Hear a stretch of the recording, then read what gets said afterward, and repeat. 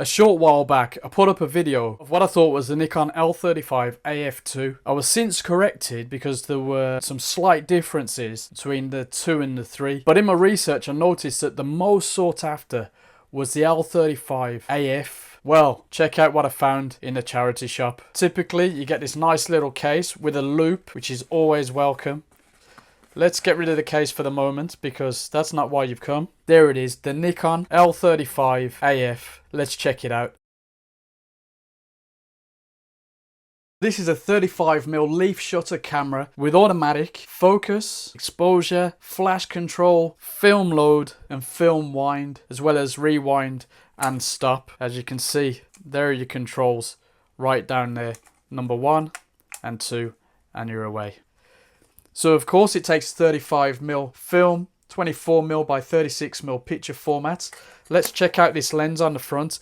Now it's noteworthy that somebody decided to put a skylight filter on it. This has a 35mm 2.8 lens, 5 elements in the lens, 4 groups, and it was actually renowned for being very, very sharp. The shutter itself is a programmed electronic shutter, which also serves as diaphragm blades. Now looking at the viewfinder, although you're not going to see a fat lot, it's a reverse Galilean albedo type bright frame viewfinder, gives you a 0.52 times magnification, so you're getting approximately 85% frame coverage at infinity. Also within there, picture frame marks, parallax compensation frame marks, autofocus frame marks, focus symbols, and a focus indicator needle. I want you to get hold of a camera so you can check that out for yourself. Uses an active autofocus system which gives you from 0.8 meters to infinity.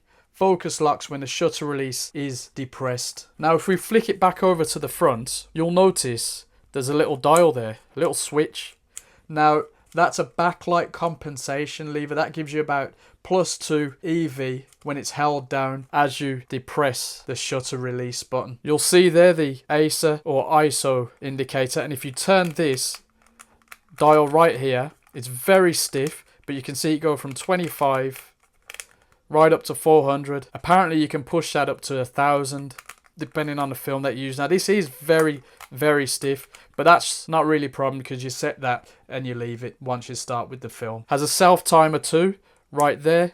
Has a flash which can be used as a daylight fill flash too. And does have a frame counter. Now flipping it over to the bottom again, other than the release functions, you've got a very handy 1/4 inch tripod screw thread. Battery wise, little door there which is quite flexible. Takes double A's. Now I've got to have a look in there and see if it needs a clean out. And actually, I really like this grip here. That's a real nice design feature, which you don't always get on these sort of cameras. It is solid. It's easy to slip into the coat pocket, but thanks to that grip there, gives you a little bit more of a handle on it, for want of a better expression. So it weighs 345 grams. It's 124mm by 73mm and 45.5mm in depth. Nothing mind-blowing about that. It's noteworthy that the Nikon L35AF came out in 1983 and was Nikon's first entry into the point-and-shoot autofocus market with its 35 2.8 lens. Well, I wasn't going to leave that sitting in the charity shop.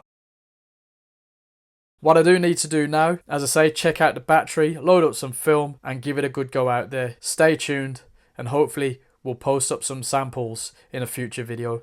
Get subscribing, let us know what you think of this camera, let us know what it's good for, what it's not so good for and what you think. Thanks for watching.